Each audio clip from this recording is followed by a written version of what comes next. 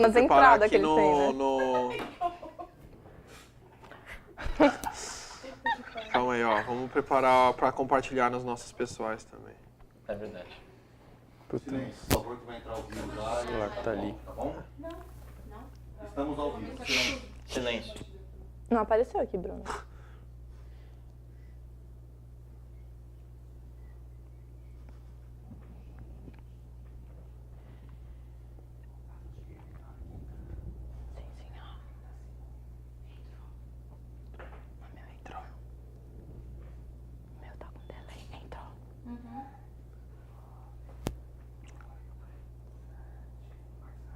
Peraí.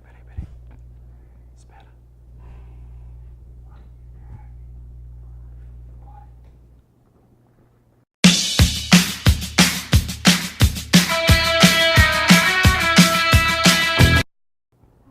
Fala, torcedor tricolor. Fala, torcedor tricolor. Muito boa noite. Sou Guilherme Limeres, colunista e apresentador da SPFC 935. Estamos aqui mais essa noite aí ao vivo para vocês no Facebook. Umas semaninhas aí sem a live, 2 semanas. Não gostaríamos de voltar depois de um momento desse, depois dessa tragédia. A gente vai estar falando um pouquinho dessa catástrofe que aconteceu. Vamos estar falando aí do jogo contra o Atlético Mineiro, a vitória fora de casa. Vamos estar falando da chegada do Rogério Ceni, nosso treinador para o próximo ano. E também da chegada aí dos possíveis reforços, as especulações que agitam o mercado da bola. Ao meu lado, essa noite, mais uma vez, Ademar Juan. Boa noite, Ademar. Boa noite, Gui. Boa noite, pessoal que está assistindo a gente. Como o Gui falou, né, não é um melhor jeito de a gente voltar com a live, mas vamos seguir aí e comentar um pouquinho sobre isso que aconteceu com o Chapecoense, também sobre as novidades do São Paulo, então vamos lá. Para comentar junto com a gente e responder as perguntas de vocês e também dar aquele famoso salve de sempre. Ana Mariotto, boa noite, Ana. Boa noite, gente. Boa noite, meninos. Infelizmente, voltamos em um momento triste, mas é sempre bom estar com vocês, comemorar essa nova fase do Tricolor e pensar sobre 2017 juntos. Vamos lá, mandem suas perguntas e comentários sobre nossos temas e vamos lá para mais um debate Tricolor. Como convidado especial, temos aqui o Pedro De Luna, blogueiro do Globoesporte.com. Boa noite. Tudo bem? Prazer estar aqui com vocês. Realmente, né, um momento inédito, assim, a gente sem precedentes aqui no Brasil, não sei nem como reagir, mas a gente vai prestar uma homenagem bonita aqui para eles também. Mas, independente de qualquer coisa, é um prazer estar aqui com vocês, falar um pouco sobre o São Paulo. Bacana, vamos falar bastante. Bom, a gente vai iniciar falando desse assunto triste, né, da queda do voo do avião da Chapecoense, né, que deixou mais de 70 mortos aí por um milagre mesmo, 5 se ainda conseguiram se salvar, uma tragédia, uma das maiores do Brasil, também do mundo, e solidarizou muita gente também. E a gente, como São Paulino, né, a gente reforça, cita principalmente os jogadores que morreram, né, nessa tragédia, que foi o Kleber Santana, né, o Caramelo e o Mário Sérgio que passou, né, pessoal? Por favor. Então, o Mário Sérgio, o falecimento dele veio justamente no dia em que completava 35 anos, acho, né, se não me engano, do título paulista de 81, que ele participou, foi um dos principais jogadores da equipe. Tem um amigo que escreveu uma efeméride sobre isso, inclusive, mas quais são as lembranças assim que a gente pode ter? Vocês lembram da expectativa quando o Kleber Santana chegou, em 2010, por exemplo? O Kleber Santana, né, chegou em 2010, né, no ano que o São Paulo disputou a Libertadores, né, o Juvenal Juvencio, que também falecido já, anunciou a contratação dele, né, a torcida ficou bem empolgada. O Kleber Santana acabou não tendo um desempenho bom no São Paulo, muito pelo contrário, o desempenho dele foi ruim, né? Ele não atingiu a expectativa, né? Mas acabou sendo um pouco decepcionante, né? Foi, ele veio bem Ele veio bastante... Veio com muita expectativa, que ele foi muito bem no Atlético de Madrid, mas teve a sua passagem, também teve a sua importância, fez alguns gols importantes em certas partidas, mas acho que nunca faltou, nunca desonrou a camisa do São Paulo. Apesar de não ter tido uma passagem brilhante, foi um jogador que você sempre percebeu que sempre se doou ao máximo, e era característico dele isso, né? Agora, e temos os outros também, eu falo também do Caramelo, né? Que ainda era jogador do São Paulo, inclusive estava emprestado para a Chapecoense. Ele não, teve poucas oportunidades, mostrou que era um lateral de potencial, chegou aí bem em algumas partidas, especialmente com o Balsa. Pedro, você lembra bem da estreia dele, né, contra a Ponte? Que era o Muricy estreando também? Exatamente, foi a reestreia do Muricy em 2013. O São Paulo estava brigando para não cair, né? Era uma fase muito complicada para nós. E o Muricy chegou, eu estava naquele jogo, São Paulo e Ponte. Daí o São Paulo jogou no 3-5-2, Caramelo de ala direito, e a torcida simplesmente não sabia o que esperar, né? O estádio estava muita gente, uns 40 mil pessoas mais ou menos, talvez. E ninguém sabia, porra, um momento de puta pressão, assim, de repente vai botar um garoto ali. E eu lembro muito bem, assim, de sair muito bem impressionado com o Caramelo, com o desempenho dele naquele dia. O São Paulo ganhou de 1-0, iniciou ali uma reação para escapar bem até, né, daquele rebaixamento. Infelizmente não houve continuidade. Já a partir do jogo seguinte, eu não sei muito bem por que razão, o Muricy não escalou mais o Caramelo. Mas aí, anos depois, com o Balsa, ele voltou a ser utilizado. Chegou a fazer boas partidas, né? Contra o Palmeiras, contra o Palmeiras no 2-0 que a gente perdeu injustamente. Água Santa no também. Pacaembu, no Paulista, Água Santa durante o Carnaval, acho que o Caleri fez 3 gols, o Caramelo jogou muito bem. Deu cruzamento pro Caleri. E ele esteve em campo o drama que foi o jogo contra o The Strongest, né? Que o Maicon mostrou ser até mais goleiro do que o Denis. Que não é tão difícil. Suas também, habilidades, né? né? Embora isso não seja talvez a coisa mais dura, mas... Ô, Aninha, o que a gente tem aí que o pessoal tá mandando? Como para todo mundo, né? Isso não é um luto para Chapecoense, não é um luto para Santa Catarina, é um luto para o esporte. Infelizmente é uma coisa muito triste. O Matheus Vegatti até comentou que poderia ser que o Caramelo voltasse no que vem para o São Paulo. Ele estava em uma boa fase também na Chapecoense. É uma fatalidade, é uma coisa muito triste. Não tem sentimento, não tem frase que expresse tudo o que aconteceu assim com a Chapecoense.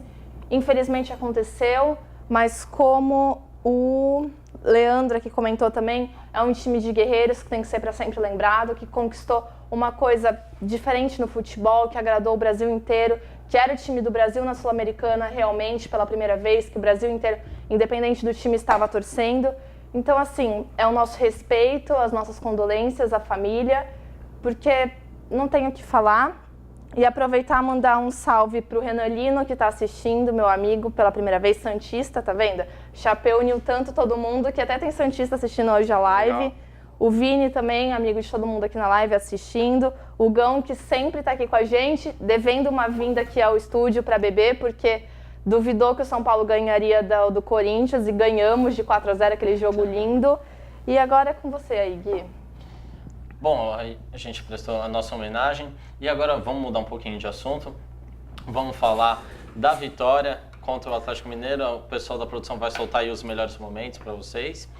Bom, uma vitória aí, assim, para o campeonato, talvez o São Paulo não tinha tantas pretensões, mas foi bacana, né? Porque ganhar do Atlético Mineiro lá é sempre difícil, né? Então foi um resultado bastante bacana aí na reta final, né, Ademar? Isso, e a gente não tinha conseguido ganhar do Atlético no novo Independência, né? Depois da reforma, a gente ainda não tinha vencido lá. Pareceu uma vitória na Libertadores, mas foi uma derrota com classificação, né? Mas foi um gosto de vitória naquela ocasião, mas o time jogou bem, surpreendentemente, apesar de ter saído atrás do placar. Inclusive, a gente depois vai falar sobre o azar do Renan Ribeiro. Mas criou bastante chance, perdeu muitos gols no primeiro e no próprio segundo tempo. e mereceu a vitória. Cueva jogou muito bem de novo. Até o Gilberto, que entrou e conseguiu fazer um gol finalmente. Cara, assistência do Robson e gol do Gilberto. Pois é, são momentos improvável. Inacreditável, O cara. que foi isso, Nossa, né? mano, que loucura. Mas, Pedro, eu não sei o que você achou, mas o gol do eu, Atlético. vocês estão vendo aí o gol que o Renan acabou falhando também muito tempo sem, né? Sei, muita gente condenou o Renan por causa desse gol e falou: ah, mas vocês reclamavam do Denis a cada falha e não reclamaram do Renan. Não, Pelo menos não precisa. O cara não jogava fazia muito tempo. Não, a questão né? sobre o Denis é que foi dado a ele um ano, uma temporada inteira, não é um jogo. Foi. A gente sempre vai compreender uma falha. Mas assim, uma sequência de falhas muito importantes. Olha aí o golaço do Maicon. Foram falhas importantes na Libertadores, que quase eliminaram o time. E a gente sempre viu que o Renan Ribeiro, por exemplo, ele tinha jogado acho que 13 partidas, principalmente na época do Osório, em que o Rogério e o Denis estavam machucados, e ele correspondeu, ele foi muito bem. E acho que a torcida em geral tinha esse clamor para ele receber umas oportunidades, né? Mas infelizmente ele fraturou o dedo, ano que vem ele está de volta aí. E a gente vai ter um goleiro novo aí, estamos sabendo, né? O Renan, que ficou tanto tempo afastado por um problema lombar, né? Não teve nem oportunidade de ficar no banco de reservas, né? O Denis teve muita chance e mostrou toda a insegurança que representa o Denis, né? Mais do que mostrar tá a insegurança, ele mostrou que não dá pra ter um goleiro desse no gol do São Paulo, né? Sim, ele é totalmente inseguro, por isso que ele não pode jogar no gol do São Paulo. O cara chuta de longe, é uma apreensão total, ou ele não sai bem do gol, enfim, uma série de defeitos que a gente já sabe. Se posiciona mal. Exato, Sim, e é uma coisa, desculpa interromper, Não, mas pode é que o cara treinou 8 anos, né, com o Rogério, que tinha no posicionamento justamente um dos seus pontos fortes, assim. Mas isso pouco adiantou, assim, o Denis tem no posicionamento o seu ponto crítico, principal. Mas assim, eu falo do Denis pensando, eu respeito a trajetória do cara de 8 anos no clube, a gente não tem que ignorar isso, só que eu acho que pensando friamente, sempre achei isso, aliás, mas que o São Paulo merece um outro goleiro, a gente precisa E o pelo menos Tomás tá testar. falando uma coisa boa aqui. Além do Denis falhar, ele falhava, não assumia a culpa dele e ainda colocava a culpa nos companheiros, falando que como se fosse culpa do zagueiro ele ter tomado um gol. E é uma coisa que eu sempre peguei no pé do Denis, essa postura dele de falar: eu tomei gol porque o Maicon estava adiantado. Eu tomei gol porque o Rodrigo Caio subiu demais. Nunca era culpa dele, era sempre alguém que falhou. Chegou a reclamar do posicionamento do Thiago Mendes naquele gol contra O River. o River, que ele socou a bola para baixo nas costas do Thiago. Então, além de tudo, tem dificuldade de assumir as falhas.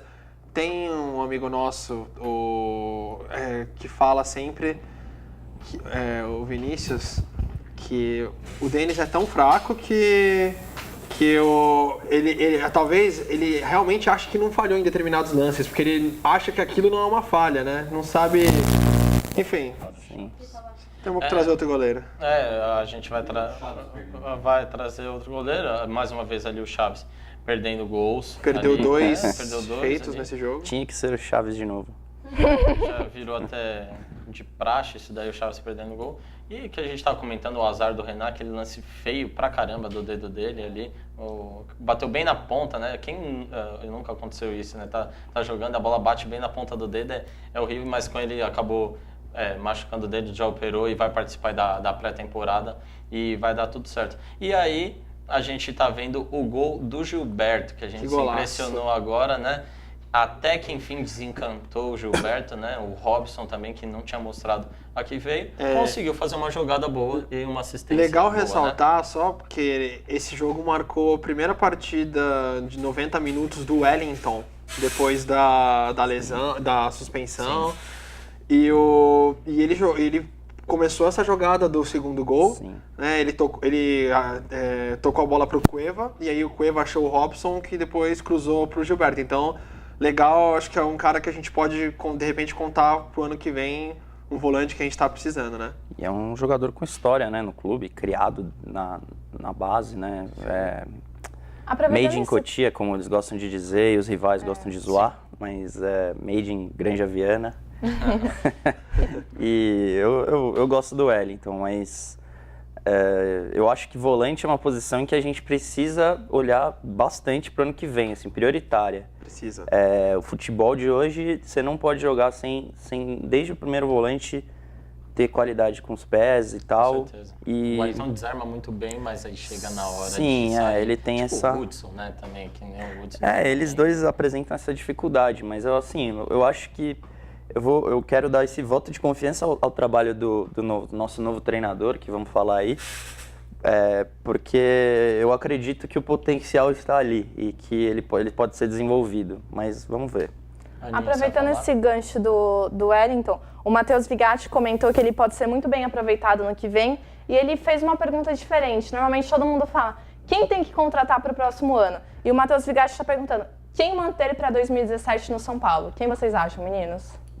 Não, tem bons jogadores, né, que devem ser mantidos. Eu acho que ali a defesa do São Paulo é muito boa, tirando o Lucão ali, né?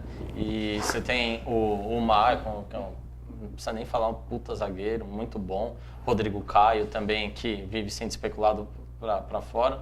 Enfim, você tem uma defesa sólida. A gente tem os problemas do meio campo, né? O Cueva está jogando muito bem, né? O que nem o Pedro falou, a gente tem a questão dos volantes que tem que estar se atentando ao mercado, eu acho que precisa estar buscando. É uma posição importantíssima ali, o meio de campo é o coração do time e principalmente o ataque, né? Que tanto se falou do meio de campo, né? Mas você tem ali jogadores, tudo bem, o Chaves mostra vontade, sempre em todos os jogos, mas falta qualidade. Então precisa, acho que, de um cara ali na frente para assumir a 9 e a responsa, né? Precisa, e seria muito bom se esse centroavante pudesse ser o Caleri, né? Nossa, imagina. Ele tem uma situação complicada no West Ham, não está sendo utilizado, chegou a ser rebaixado para o time sub-23, está incomodado. Tem que ver a questão de valores, de se seria viável, mas ele seria, pelo menos o meu nome, e acredito que uma boa parte da torcida, seria o principal nome.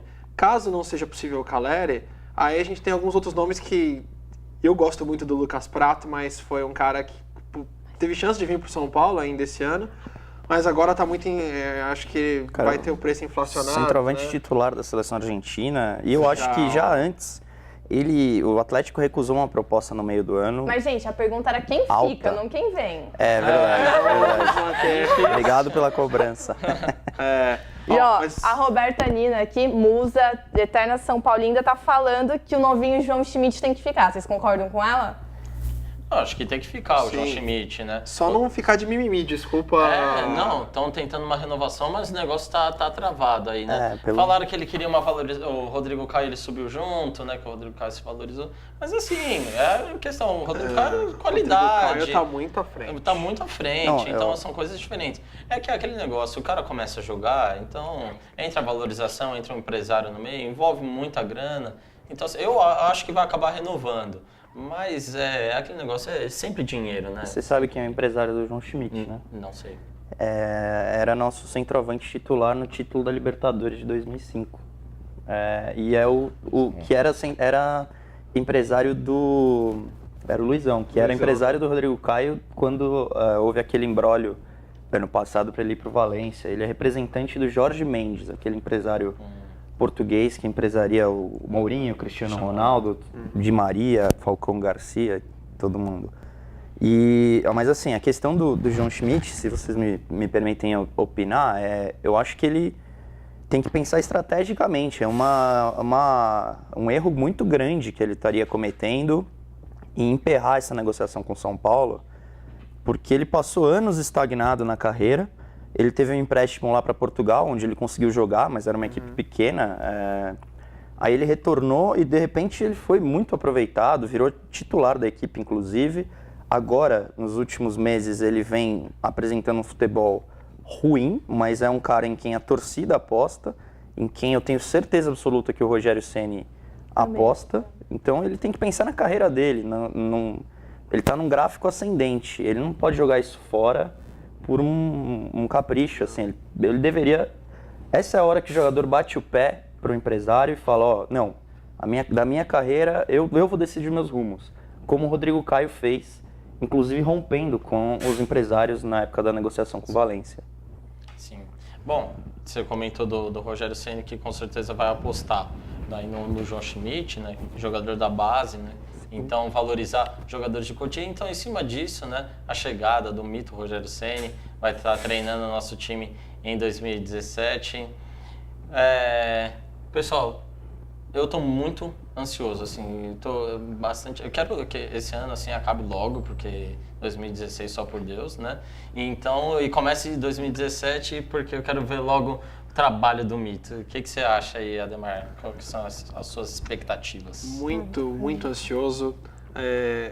A gente falava que o Rogério não era bom ele assumir agora, com o time saindo de uma crise, com ele ainda só com um ano, né, de aposentadoria, ele estava estudando.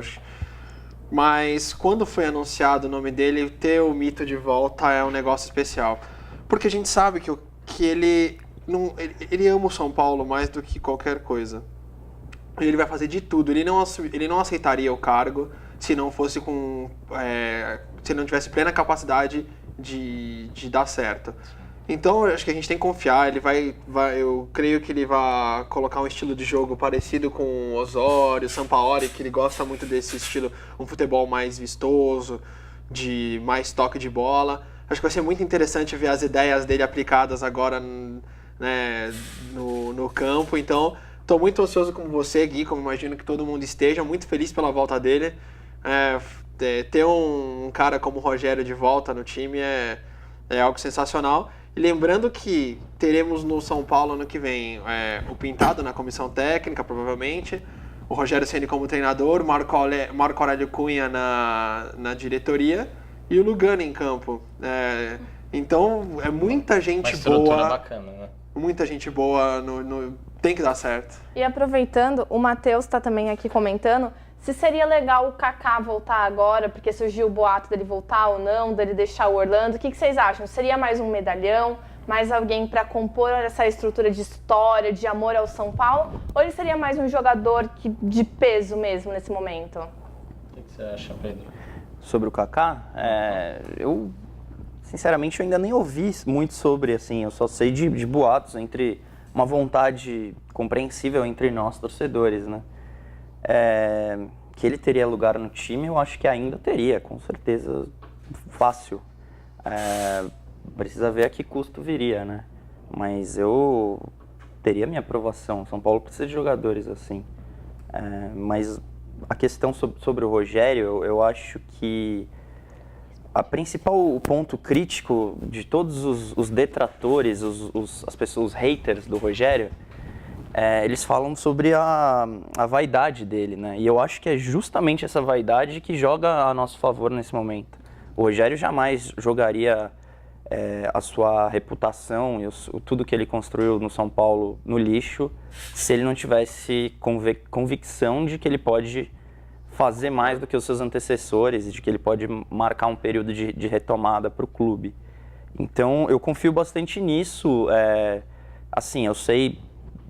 Não é que eu sei, acho que se sabe muito pouco sobre o que ele fez nesse período, nesse ano sabático dele. Ele foi estudar com o Osório, com o Klopp, no Manchester City, com o Guardiola, com o Jorge Sampaoli. O curso da UEFA, da Premier League. Então, mas foi um período assim curto e ele, eu acho que ficou bastante claro para mim que o Rogério escolheu assumir agora. E assim, eu falei isso inclusive na coluna do blog, a gente está há 5 meses das eleições, certo? Então, é muito difícil. O peso do Rogério estaria sobre os ombros de qualquer treinador que assumisse o clube que não fosse ele, ou até mesmo do Ricardo Gomes. Ele escolheu assumir o clube e nasce um estranho sentimento de otimismo em todo São Paulino, mesmo talvez não tendo razões objetivas para isso.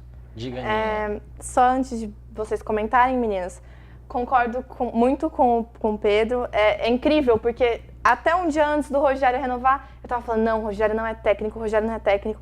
Na hora que apareceu aquele vídeo colocando 0-1 no banco, eu falei, meu Deus do céu, o Rogério é o técnico pra esse time, vem, começa amanhã, treina, me treina, Rogério. Foi assim, tipo, uma mudança tão grande.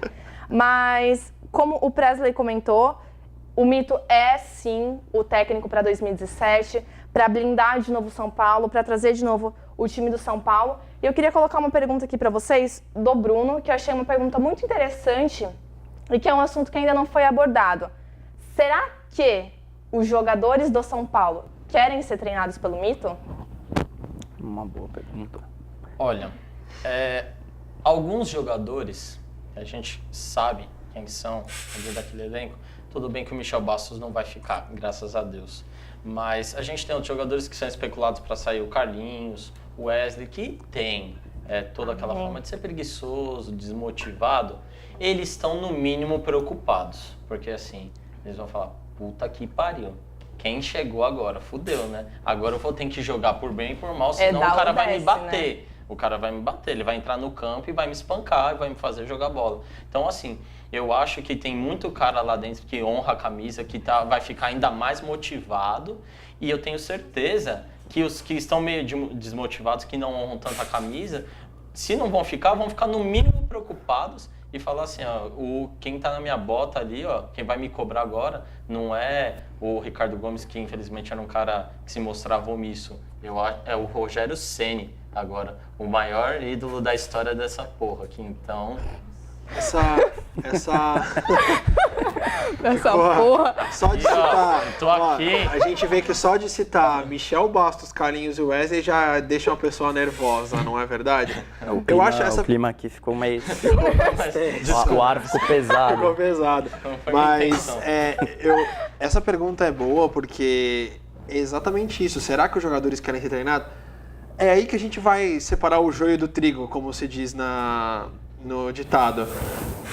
Quem não quiser ser treinado pelo Rogério tem que vazar. Simples, porque todo mundo que... Se você ver jogadores da base que ficaram animados, todo mundo que tiver caráter, que gostar do São Paulo e que quiser algo pra vida, porque sabe que o Rogério cobra muito, sabe que o Rogério encara isso como a vida dele, vai querer jogar porque sabe como vai ser a cobrança e vai dar tudo o que precisar. Então, isso é ótimo, que saiam todos aqueles que não queiram ser treinados pelo Rogério. Ou logo o Rogério vai perceber e não vai escalar. Então, quanto a isso, é a melhor coisa do mundo ter o Rogério como técnico. O vagabundo não vai ter vez nesse time. Exatamente. Eu acho, assim, que respeito é diferente de medo, né? E eu acho que o Rogério não é uma figura que vai impor medo. Não. Ele realmente impõe respeito, assim como...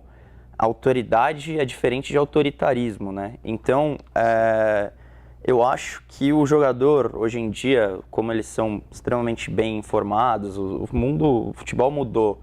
Os jogadores eles precisam ser convencidos de, olha, vem aqui que eu vou te melhorar, você tem que ter ambição, eu vou te melhorar como jogador, eu vou te fazer evoluir, eu vou lapidar. Então, por exemplo, a crítica que se fazia ao Alexandre Pato, você se lembra com o Osório, o quanto que ele jogou, ele era o dono daquele time e vários outros jogadores, assim. Então, os jogadores jogavam pelo cara.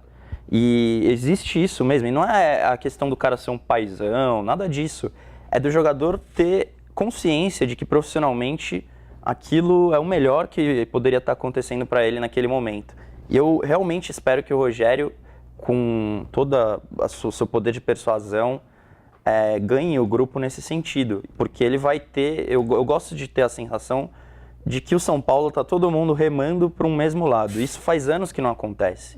E hoje a gente vai ter a torcida ao lado de um treinador, eu espero que a torcida esteja ao lado do elenco, a gente tem uma diretoria que eu diria que está se mexendo, que pegou um cenário quase que pós-guerra, que... né, o cenário pós-Aidar foi um negócio caótico, mas assim, a gente tem que entender o quadro em que o clube está e remar todos para o mesmo lado, porque senão o São Paulo vai ficar muito para trás. Não, uma coisa que também eu ia comentar, que você estava mencionando isso de São Paulo ficar para trás, a gente tem confiança no trabalho do Leco, e o que eu acho muito importante é ele dar respaldo ali para o Rogério, é isso que a gente quer, porque tem muito aquela cultura de pôr sempre a culpa no técnico. Claro, tem os técnicos que são ruins, mas não se dá tempo pro cara trabalhar. Então, assim, que pode ser uma utopia isso, mas que comece agora no futebol brasileiro, que seja esse primeiro passo aí com o Rogério,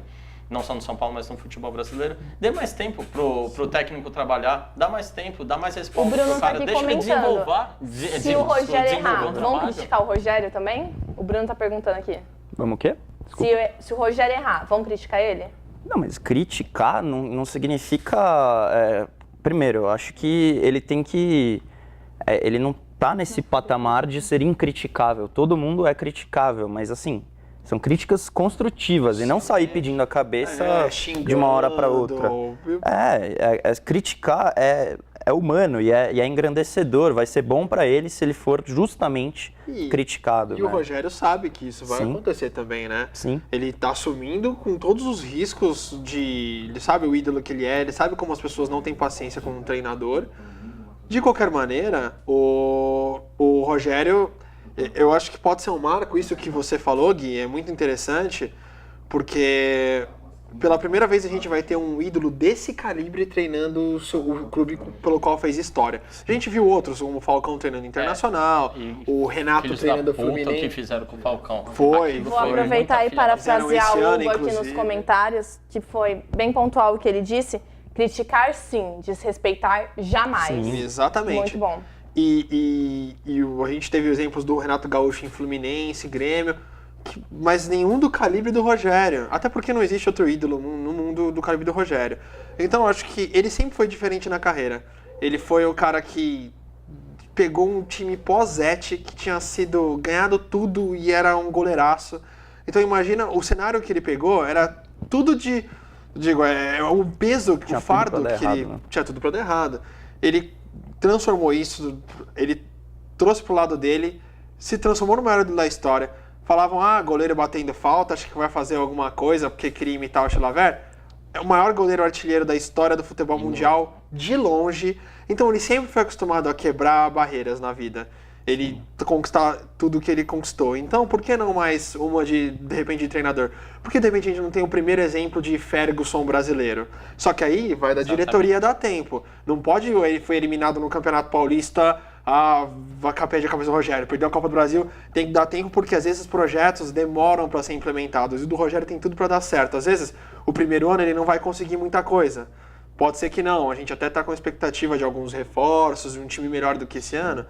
Mas vamos dar tempo, porque isso tem tudo para dar certo. O cara quer ganhar com o São Paulo e vai ganhar com o São Paulo. E tem três coisas, né, que eu tava pensando. A primeira é que você falou sobre as faltas, uma grande coincidência, né? No dia que o Rogério foi anunciado, o Gerrard, que cobrou a falta mais famosa da história, se aposentou, anunciou sua aposentadoria. Verdade. E nessa semana, infelizmente, né, o único treinador que vetou o Rogério de cobrar faltas faleceu, que foi o Mário Sérgio, que passou pelo São Paulo em 98 como técnico. Eu pensei nisso assim no dia, e claro, isso não é uma crítica a ele, jamais, mas que me ocorreu mesmo. Segundo, eu acho que o Rogério... ele não vai estar sozinho, assim. Ele apresentou um projeto para o clube, eu sei disso, então esse projeto tem várias frentes. Entre elas, tornar o São Paulo, em termos de comissão técnica e tudo mais, novamente uma vanguarda, de a gente de nos recolocar na vanguarda. Então, lembra quando a gente tinha Carlinhos Neves, Turíbio, Rosan, que todo mundo falava estrutura. Que ficou a estrutura na época mais vencedora. Exato. Isso não era por acaso. A estrutura ela não é algo assim intangível. São pessoas. E ele vai trazer consigo, com certeza, assim, departamento de fisiologia, de preparação de goleiros, de um monte de coisa para nos recolocar no topo. Aninha, cadê o Salves? Cadê o Salves? O Salves, tô tomando bronca aqui que eu não tô mandando salve. Um abraço pro Felipe do Rio de Janeiro, pro Leandro Gonçalves, que tá mandando um abraço especial pro Gri, pro Loura, pro Alessandro Lamartina, nosso parceiro sempre, tá sempre com a gente, pra Nina também, ex-São Paulinda, que faz parte da nossa equipe sempre, pro Tadeu, pra Natália Fiuza, pro Ademar Pai, que tá respondendo até a galera aqui nos comentários, e também pro Fernando, que mandou dizer que o Deluna é gato. Olha, Fernando, Fica sem graça não. meu Deus. Bom, vamos dar continuidade depois desse momento. Sandro Hiroshi, né, cara? Só para finalizar, os reforços que o Rogério Ceni vai ter à disposição para o próximo ano. O Wellington Nem já chegou, está treinando e o que muito se falou, Sidão, está acertado já, só esperar o fim do Brasileirão aí para ser anunciado, uma questão mais aí de ética com o Botafogo. E aí, o que esperar do Sidão pro gol? O que vocês acharam da contratação? Olha, primeiro eu só queria pontuar um pouquinho sobre o Wellington Nem, ótima contratação, a gente falou na live passada, só trazendo de novo.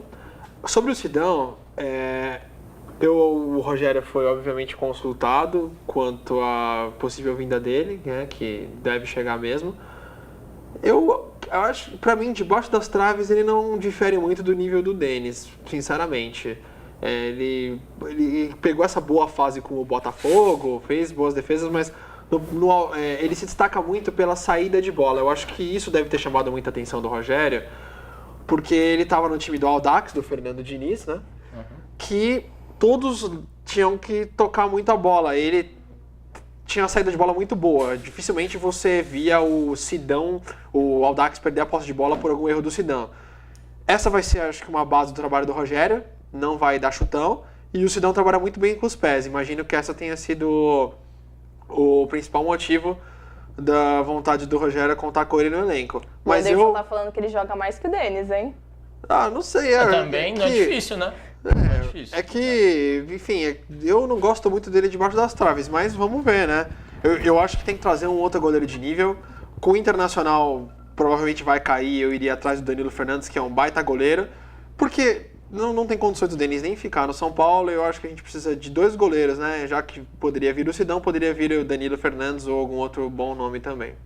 Eu penso que é muito difícil a gente julgar a carreira do Sidão simplesmente pelo fato de que ele foi um goleiro que apareceu esse ano. E ele é um goleiro de 33 anos, se não me engano, né? Anos. Assim como o Jailson, que é uma grande história, né? O goleiro do Palmeiras. É um goleiro de 35 anos que só foi jogar a primeira partida de Série A esse ano. E, assim, eu acho que o Sidão fez um belo de um campeonato paulista pelo Audax. O Audax é um time que sempre que o São Paulo enfrentava, gerava elogios do próprio Rogério. Ele sempre foi um admirador, confesso, do estilo do Fernando Diniz.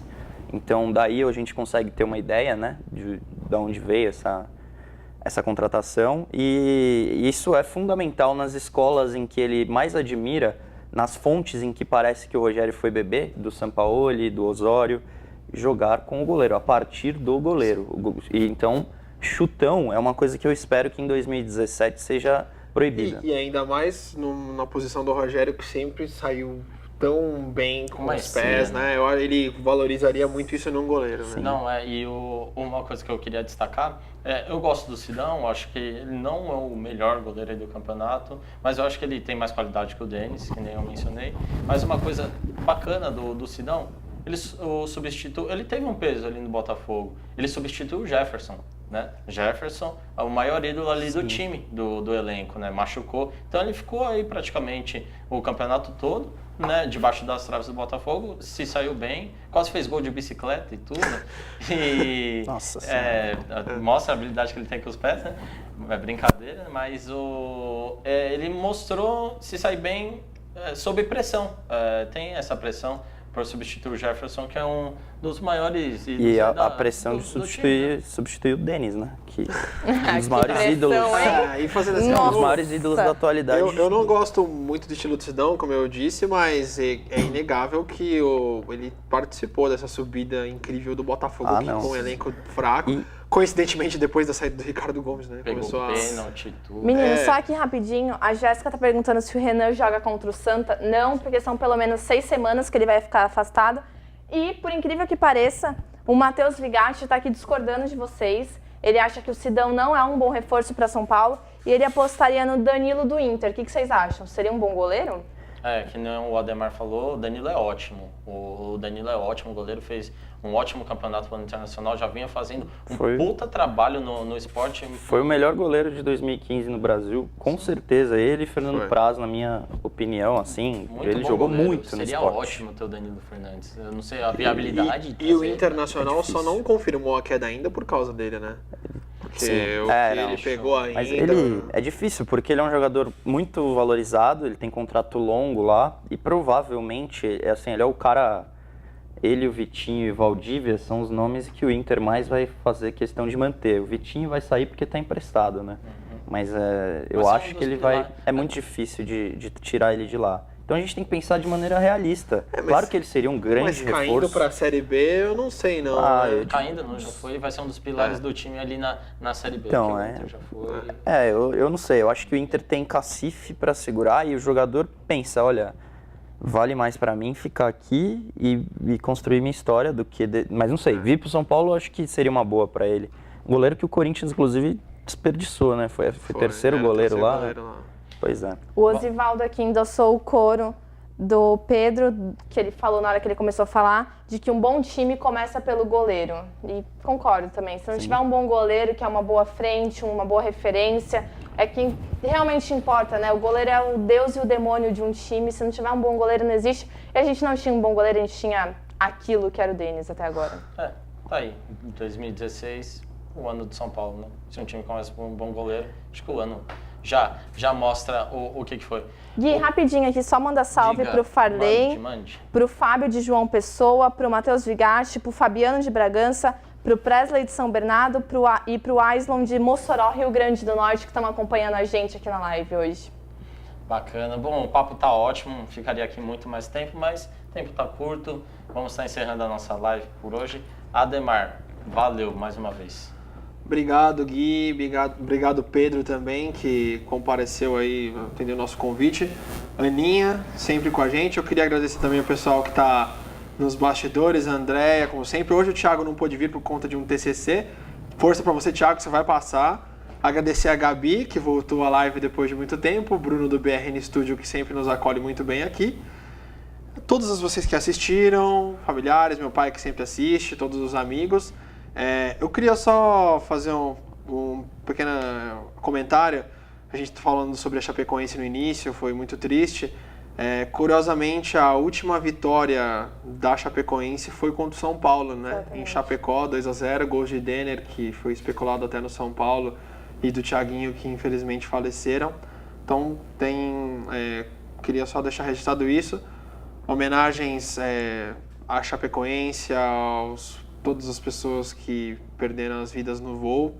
É difícil. O pensamento está com as famílias, com as pessoas queridas. E destacar que essa tragédia acabou acabou despertando pelo menos um melhor nas pessoas, que foi essa união toda que a gente tem visto nos últimos dias. Isso é muito bacana para o futebol, algo que jamais se viu.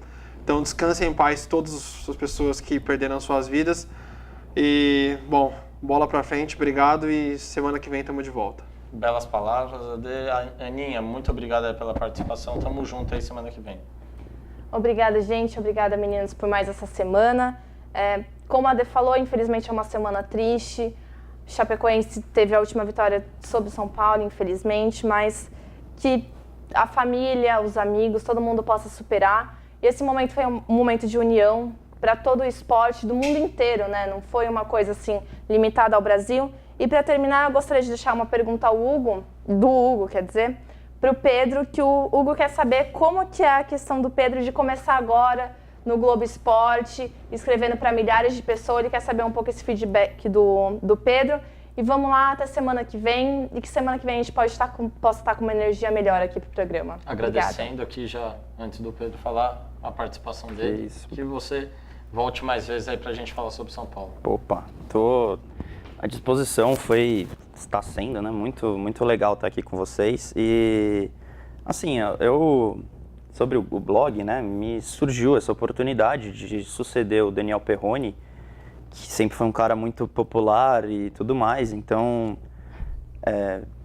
não é como se eu estivesse substituindo o Rogério Ceni, mas é um peso também. E eu sempre gostei muito de escrever. Tem um grupo que até queria mandar um abraço pro pessoal, Órfãos de Ed Carlos. E um grupo de São Paulinos, Órfãos de Ed Carlos. Vocês não imaginam o dia que o Ed Carlos fez aquele gol pelo Atlético Mineiro que eliminou o Corinthians em 2014. A gente encheu a cara até... Cara, foi lindo, foi maravilhoso. Ed Carlos, se você estiver assistindo. Mas assim, eu sempre gostei muito de escrever e... Então é uma honra para mim estar, né, escrevendo e tendo esse canal de comunicação, de poder, de repente, representar um pouco do sentimento dos São Paulinos. Eu não sei se eu estou à altura da missão, mas eu tenho certeza que eu vou me dedicar muito para conseguir. E só um comentário antes, desculpa, Guilherme, escreve muito bem. Escreve Espero bem, que quem menino. já leu os textos do Pedro sabe que o cara manda bem demais, então acessem o blog dele no Globoesporte.com que vai ser Vale uma a leitura pena. muito boa. Todos os textos, acompanhem o nosso amigo aqui.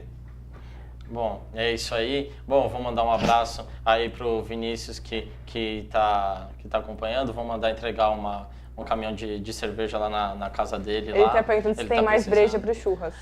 Vai ter o dobro. E, assim, também agradeço a audiência também da minha tia Carla, que acompanhou a gente. Obrigado. Família aí, pela participação. Um abraço pro pessoal aqui também, a Andréia, que ajuda a gente. A Gabi também na produção, o Maurício, o BRN Studios. Agradecer a todo mundo, a equipe do 35 toda, muito obrigado por ajudar a gente. E é isso aí, a gente vai estar encerrando a nossa live, muito obrigado pela audiência. Semana que vem a gente está aqui de novo. E é isso aí, pessoal, um abraço.